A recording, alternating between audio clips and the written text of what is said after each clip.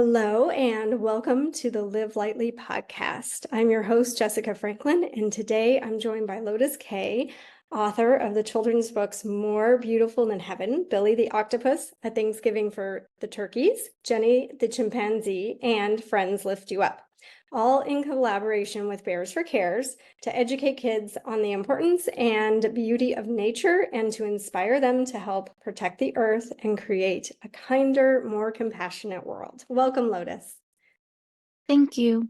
It's really great to have you here today. The way that I found your books, I have to just start by telling a little bit of a story because it wasn't on my radar. I read books to my son, who's now 13 and a half years old, every single night before bed, and always chose books that were having to do with something that I wanted him to learn about the world. And I wish that these books had been available at that time, but I think that they had not been created yet. But when I was writing my guide for sustainability, I have a children's chapter and I wanted to include books. And so I stumbled upon Bears for Cares and your books, and also the publishing company I saw was publishing with sustainable materials. And eFrig. so I just thought that was so cool, not only your books, but also that the publishing company was doing that as well. So I included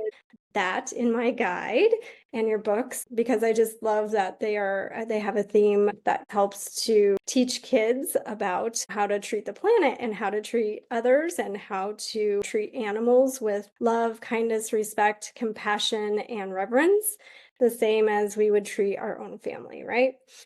So yeah, I've read a couple of them. I haven't read them all, but I know a little bit about each of them. And I would love for you to tell me a little bit about the earliest and most vivid or impactful memory that you would say initially sparked your interest in caring for the environment and for animals. I don't know if there's just one. I think my first influence was my dad actually did something similar, or still does, but that even how you found the books, what you do, trying to give resources for the environment. So in the really early days of the internet, way back in the 90s, he was just like founding different names of different like websites back when like everything was available because it was a new thing. And the idea for a place called Eco Mall. And so it's a very old website now called the Eco Mall, which is an online website that would have, environmental resources, everything from cleaning products to baby stuff. Like when I was a baby, all my probably like clothes and diapers and everything was environmental. So just being born into that, my parents had already had that website. And my dad's also does solar energy stuff. He has some patents in solar energy. Straight off the bat, I was born into that. So that alone. But then I think I became more aware of having like a personal feeling for it was, also again, I was born in New York City. But then it was around a few months after I was born, 9/11 happened. And so my parents decided to raise me in upstate New York in Woodstock, about like an hour and a half away.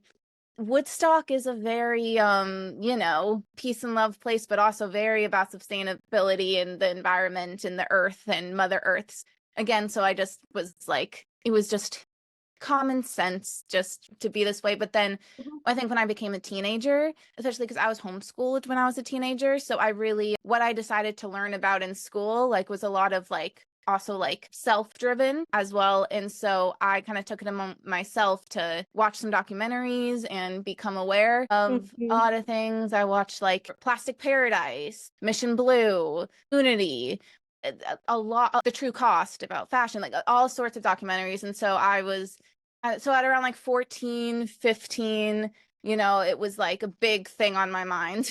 And I was once just hanging out one night with my sister who watched a lot of these documentaries with me. She had just went to college. She's a few years older. And when she would come back from college, I feel like we would like watch these documentaries together. And we had the idea for Bears for Cares when we just like slept in the living room on our couch that turns into a bed, and it became like our little sleepover. Literally just on our little sleepover, we came up with the idea for like, so you hear these stuffed animal bears, and that they would somehow like connected with teaching kids about the environment and everything. And then we submitted the project through sorry, am I getting ahead? Am I now into other questions? You know, just tell the story. I love Yeah. it. And I yeah, just I go through the whole thing. I love it. No, this is great because I want you to tell about how you know, connected Bears for Cares for the Yeah. Jane. Yeah, so go So for it. one thing led to another, and Yeah. then well, also because my family like did, my dad is like eco-mall, but then my mom and like feminist.com, and like I feel like just like creating ideas and stuff was very awesome in my family. So we created our own idea. We were like teenagers at the time, and I knew about Jane Goodall has something called Roots and Shoots, which encourages young people to create projects that are, about the environment or helping their community or whatever. And so we connected with Roots and Shoots, submitted our project idea, approved, and a tiny little grant. And also, while we were writing up the idea for it, first it was just stuffed animals, and then while we were writing it, it was like, well, a stuffed animal, they don't know what that symbolizes, so we need something that like teaches them about it. And so that's when the idea for me to write children's books came in. So yeah. So the Bears for Cares idea came first. Then you got a Yeah. little bit of grant money to help fund the project.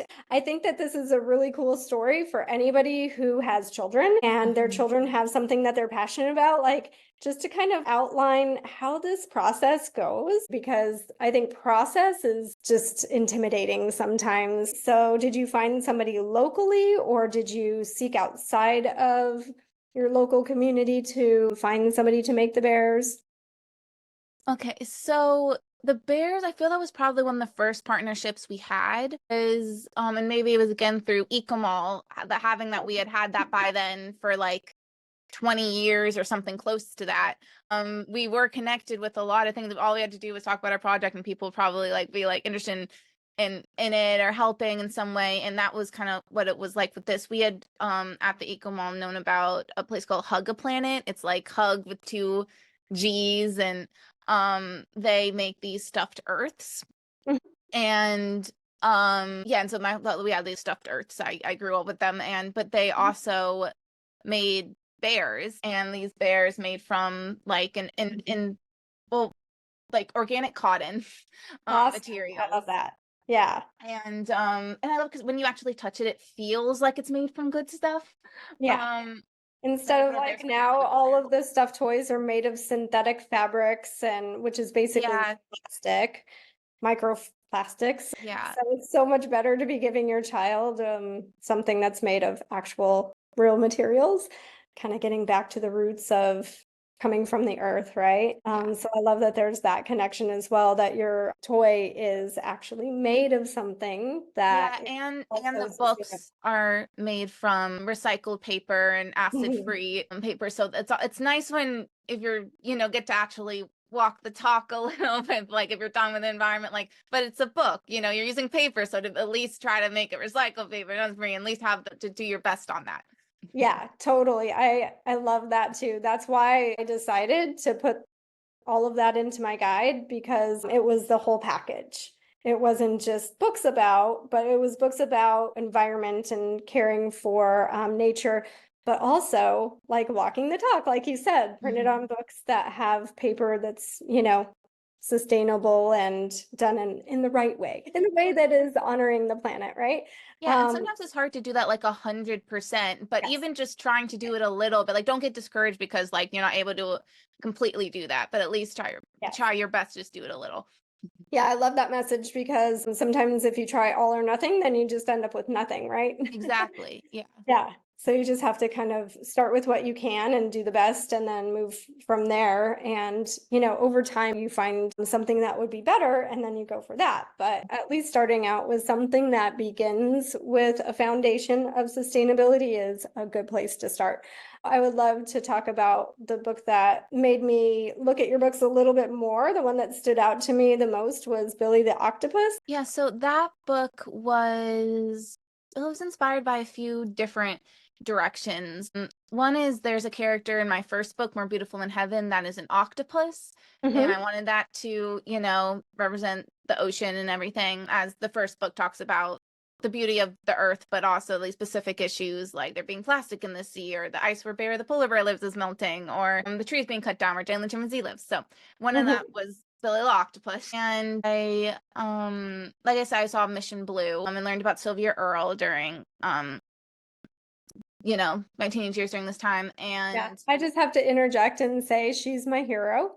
same. I absolutely just, she is such a national treasure. I mean, to the Yeah. planet.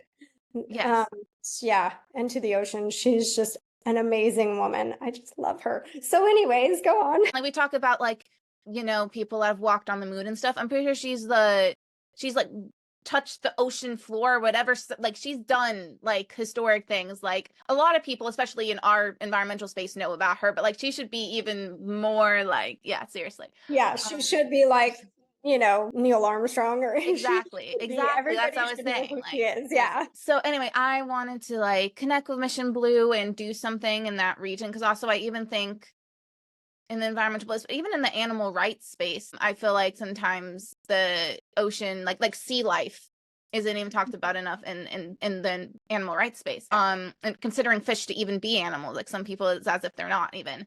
And Sure. so I wanted to do Because like something vegetarians don't exactly. like, land That's animals, called a but they eat fish. pescatarian, but they still say Oh, okay. vegetarian because they literally don't even like realize that that is an animal.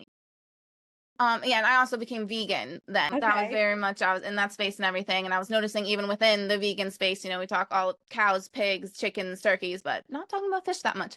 Sure. So I wanted to do something and I connected with Mission Blue and I think I was gonna write something for them, or they have these hope spots where they like Yeah. have certain, parts of the ocean that they're trying to either they already have created them to be like safe zones or they're trying to for like Mhm. not having litter and bad stuff in that area. So that's a really cool thing. And Yeah. They anyways, when it came protect to certain spaces that are really important to marine life and oh, is ecosystems. that it? Yeah. Yeah, yeah. It's amazing. Yeah. Yes.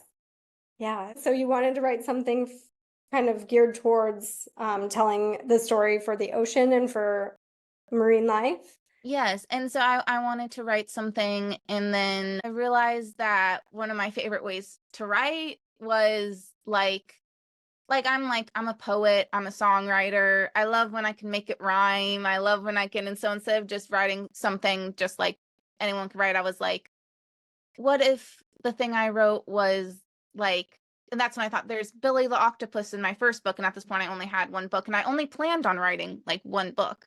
And then Mhm. I was like, what if Billy the Octopus gets her own book and it's about the ocean? And so then I got to writing that and yeah, and at that point I already had like We're Beautiful in Heaven was like I don't know if it was like almost finished or whatever, but like Uh-huh. I thought I was gonna like even like finish that book before thinking about doing another book.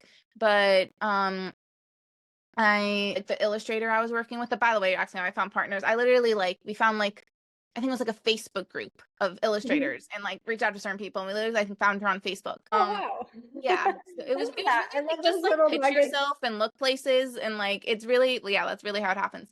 And Yeah. she was young too. She was like in her 20s. This was her Oh, first time illustrating a book, but she's so good. The pictures are amazing. Yeah, I did not illustrate myself, but my illustrator Shay Deal is so amazing. So the pictures are amazing.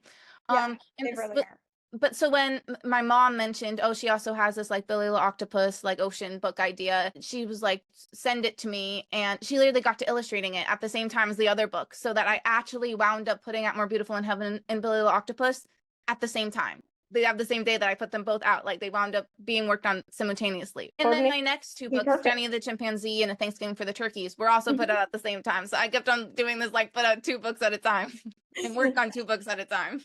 Oh my gosh. And how long did it take you to write the books? I know sometimes books can take a long time, but it sounded like this wasn't a lengthy process for you. Yeah, it's pretty like it's interesting to me now because I feel like my creative process has changed over time and everyone is different. So like when it comes to the next books I'm working on, I feel Uh-huh. like I'm maybe spending like years trying to like write my next book and figure out the best version of it. But Yeah. I don't know what it was about just like the just going with the moment, just going with the flow that I literally like More Beautiful in Heaven I wrote just one night and I don't know 30 minutes, hour, and like it was done. Bill Octopus was Wow. again like I think the first four books were literally like I just sat down and wrote them and they were done. Yeah. I like to ask my past self how I did that honestly. But me at 17, which was like, well, I was 16 more beautiful than heaven. The others, I was 17. I'm like, want to go back and ask myself honestly how I did that, but that's how it happened. Yeah. Yeah, it's like it just came through you. And I think it's because you're writing about something you're so inspired by and Yeah. passionate about. That could be part of it too. You just had so much excitement about it that Yeah. you didn't have to overthink it. And maybe too, now that you've done it, maybe you're just overthinking it a little bit. Yeah. Something shifted. I'm still trying to figure out exactly what, but yeah. Yeah, sometimes we get in our own way. Yeah. And yeah, just have to let that creative energy flow through us. And yeah, I guess sometimes that's part of the process too, is figuring out what the blocks are and just growing. Yeah. And so as for like other people, whether it comes easily or not, like it's different for everyone. And it depends. Like sometimes I'll spend a long time or years on a certain project or anything, and Mhm. it sounds like it's been worked on for years, and that's a good thing. And then other things you do quickly, like neither one is better than the other. Like I'm just saying that for any other creative, it doesn't matter if you write books or what you do. One way isn't better than the other. Like it's if you spend a lot of time dedicated to something, that's a good thing. If you are able to, sometimes it's better in the whip of the moment, not overthinking it. And the things that you run from it are the best. But neither is better than the other. It just depends. I don't know. Yeah, no, I love that. I love that because you don't want to overthink it or judge yourself or, think you're not doing it right just because it's not coming fast or because it's taking too long. You're right. It's all good. It's all what it needs to be exactly to get what you have at the end of the day, right? And so it sounds like the books came from a passionate place, topics that you not only were kind of born into and exposed to your whole life, being in the family and the community that you lived in. Could you tell us a little bit about some of those so that people kind of know a little bit about the premise of the books and where that passion came from? Okay, so the first book, More Beautiful Than Heaven, it's basically saying like our earth is like a heaven. And I think sometimes like we don't treat the planet as like we're always thinking of someplace else or let's go to Mars or and that's really cool. But we're like taking for granted the planet we actually live on and what a heaven and what a great place it really is. So I feel like I just wanted to talk about the earth and almost seeing it through fresh eyes, where it says in the book, like, then there's an angel that comes every night. You can call her the moon or whatever feels right. It's not that I don't think you know the name for the moon. It's that I'm trying to almost have you look at everything through like brand new eyes, as if like, we just label things, but just to see them as beautiful and a miracle. And then so I talk about beautiful the earth is, and then it comes in with all the threats to the ocean, to the forest, to the whatever. And then it encourages the reader, you were the one I've been waiting to find. You have such a kind heart and such a smart mind, to do something and to protect the earth. And a message from Barry the bear, as a polar bear. And yeah, and also my writing style is very much like, it's not like a bunch of words on a page or, very much it's just it's just like poetry. And so it's pretty simple, and it's, I think, pretty simple to understand. And then Little Octopus, I think we already talked about a little, but it's Yeah. Go a little bit deeper into that. I think when I read it, it was talking about plastic pollution in the ocean and other types of things that are happening that I think people aren't always aware of. So yeah, tell us a little bit about what spark actually inspired you to write such, I want to say deep, because that's just how I felt when I was reading it to my nephew. It was really deep for coming from someone who's, you were a teenager when you wrote it. Yeah. Well, it's hard to even conceptualize, I think, the ocean, because we don't live in the ocean.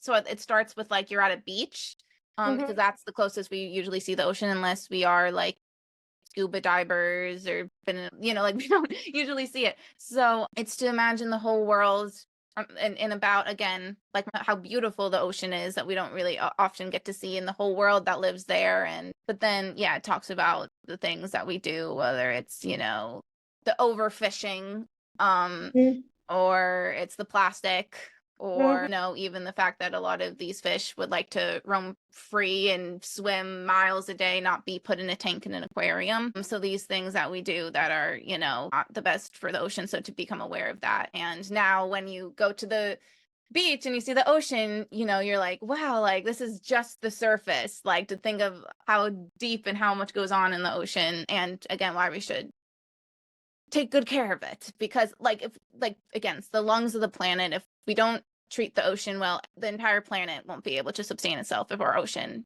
is not Yeah. surviving. Yeah. Yeah, you're so right. And And also, end of the book, I have some plastic facts and ocean facts and stuff you can do to take an even deeper dive into, no pun intended, deeper dive into all the facts that are going on, the threats to the ocean, and as well as, yeah, like tips on things you could do.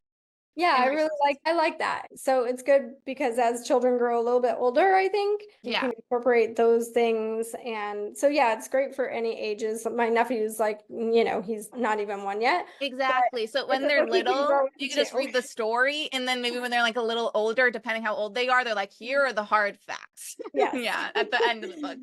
Yes, exactly. You can get to that a little later. Yeah, because there's it's quite a lot. Yeah.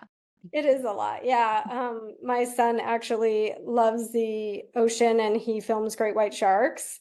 And he started doing that at 10 years old with a drone. And yeah, it's just beautiful to see. I think when children and, just young adults get passionate about something. He learned about sharks and how, I think we watch Mission Blue and yeah, a lot of different documentaries about the ocean and ocean Oh, life. Raising Extinction is another great one. Oh, Raising Raising Extinction. You Extinction. got it. It's so good. It's so good. I've watched it like 5 times. Yeah. Okay. Yeah, is that about the ocean or? It's about, like, I mean, it's like Racing Extinction. So yeah, it talks about the ocean, it talks about sharks, but it talks about this environmental whole planet. Jane Goodall's in it. A lot of really great environmentalists are in it. There's really good filmmaker behind it. You check it out. I've not seen that, not at all. But yeah, I've kind of seen the passion that gets ignited when you expose young kids at whatever age to this information. It's really cool. Like he got super passionate about sharks, and we're so lucky to live in Southern California where we're able to go in and swim with leopard sharks, and he got a drone so that he could see them from above. And now he's finding great white shark, and he's making little documentaries, and his message is like, we need to protect sharks. Like sharks are so Awesome. important for the ocean and for the planet, He could do a Roots and Shoots project. He could, I guess, now Yeah. that I know about more about what that is. Yeah. Sounds like he already is. I guess he kind of is. Yeah, so I just love your story about all of these different things that inspired you and how it came into fruition with books. And what advice would you give to young listeners who are passionate about caring for the environment and who have ideas of how to share their passion with others in a meaningful way, but just aren't sure where to begin? I don't know if it matters where you begin, just that you begin anywhere. I think, as long as you put yourself out there some way and reach out to people, whether in person or online, odds are, even if you don't get responses from, like, some people are going to be interested. Some people are going to want to help or partner with you or just encourage you. So just go for it. I think people just need to be told to, like, go for it, because the answer will always be no if you don't even try. At least there's a chance at a yes and a chance at it actually doing something about something if you actually go for it. So Yeah. So just start. Just start. Yeah. Go for it and don't let fear hold you back. Don't let doubt hold you back. Like, who am I to do this? Right. I think a lot of people kind of get that imposter syndrome like going on. Who am I? Like, me and my sister were like really shocked when like Bears for Cares like actually was turning into like a real thing. We were like really like we couldn't believe that it was like actually like being a thing, because it was just an idea we had, just like any idea. And then we're like, oh my gosh, remember the idea we had in that little sleepover? It's actually like, wow, like now like Jane Goodall knows about it. Like, so it could really start like that. And then you're like, oh my God, it became a real thing. Yeah, it's an idea you had and then you acted on it. So yeah.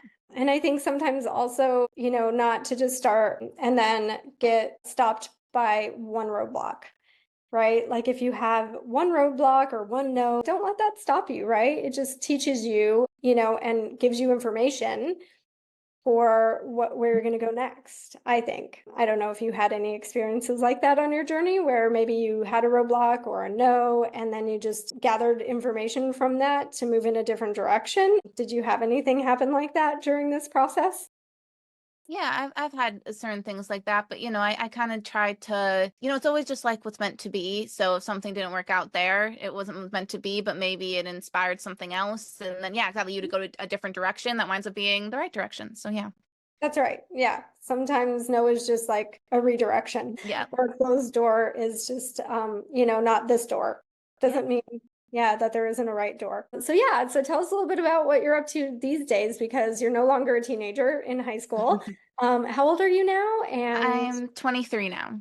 okay, so you're now 23 and you're still kind of on this journey of being a children's book author, and you've got a lot of other things also that you're doing, projects. So yeah, tell us a little bit about what your life looks like these days. Yeah, there's a lot going on. I'm a singer-songwriter, so now put out some music and music videos. I continue to write and speak, and I yeah. heard that I heard a little rumor that you're going to be in a play that's coming up soon. Yes. Yes. I am in a play happening at Climate Week in New York City, Wow. but it's going to be live streamed, so you could still maybe watch it. There's a place called the Earth Law Center, and what they do is they represent the earth or animals legally, Mhm. being their voice, and they've partnered with, there's this kind of ancient book that was written called The Animals Lawsuit Against Humanity, Yeah. and they're now making it into a play. Okay. And I got connected with them, and I wound up getting casted as the donkey that has the idea to go to court and speak for the animals as they're being mistreated. And I was so excited about being a part of this because I care about this stuff so much. And so I was really excited that this was even happening, and then to be a part of it and see it also maybe get even more developed over time, or be a part of it getting even more developed. But yeah, so it's happening September 23rd, and Okay. you could definitely follow Earth Law Center or go to their website, like earthlawcenter.org, or follow me, Okay. Lotus RK, letter RKY, and to find out if you want to see the live stream of that, or if you happen to be in New York, it's that, like, yeah. Is it just a one-time performance? I could see future developments of it possibly happening. As of right now, it's all that's happening right now. Okay, so yeah, I think because when I think of play, I think of like multiple nights in a row or something like that. Oh, you mean like, Yeah, oh no, it's just happening on the one day. just the one day. Okay, but if you Yeah. can't be there live, you can be there live stream Yes. and connect with that website. You said earthlaw.org would be how to Earth probably Law Center. connect. Earthlawcenter.org. Yeah. Is that right? Okay. And that's maybe how you would be able to tap into watching it live stream. Is that where you would do that? Yes, if you want to see the animals go to court against humans and how that plays out, that would be an interesting thing to watch. Okay, that sounds really great. I'm gonna watch that for sure with Yay. my son. And I guess at this point, can you give some sustainable living tips that you live by for our listeners? What are your top things that you really incorporate into your daily life that embody sustainability in your perspective? Okay, there's a lot. That's great. Well, I know there's a lot to tackle. So do try to, the products that I get and everything be as sustainable as possible. Even clothes, like if it's like shopping vintage or things like that, or Yeah, I love shopping just secondhand stores. There's so yeah. much that's available and it's mostly new and it's a quarter of the price. So that's definitely a great tip. One of my favorites as well. Yeah. Just being aware where your clothes comes from and stuff and how far it had to go and all that went into it. I'm still like, it can be hard to like always be on top of that. I'm also interested in like fashion design, and I know if I ever do like a fashion line someday or whatever, like I'm trying to make sure everything would be like super sustainable. So I've been looking into sustainable fashion a lot. Okay, Yeah. yes, please do that, and be in the loop when you someday are fashion designer for sustainable fashion wear. It's definitely not an easy thing to find. Yeah. Yeah. Rare, and that you can find somebody who companies that are doing in all the different layers. Yeah, Because totally. there's one layer might be sustainable material. Yeah. But then the next part of that is like, well, how did you source it and how are you processing it? Because Mhm. bamboo is a sustainable material, but it's not necessarily always processed in a way that's sustainable because there's a lot of, just stuff going on in that process that can create a lot of wastewater and so on and so forth. So you have to find somebody that's doing the actual, turning the bamboo into fabric in a sustainable way. So yeah, it's definitely a journey for people who are looking for new clothing. And so that was kind of one of the hardest chapters that I wrote for my sustainable living guide was the clothing chapter because I'm not Yeah. big into clothes myself. And when I do buy clothes, like I will go, and look at the secondhand stores first, but my size is a little bit tricky. So, I don't always find something that works for me. And so then I have to buy new.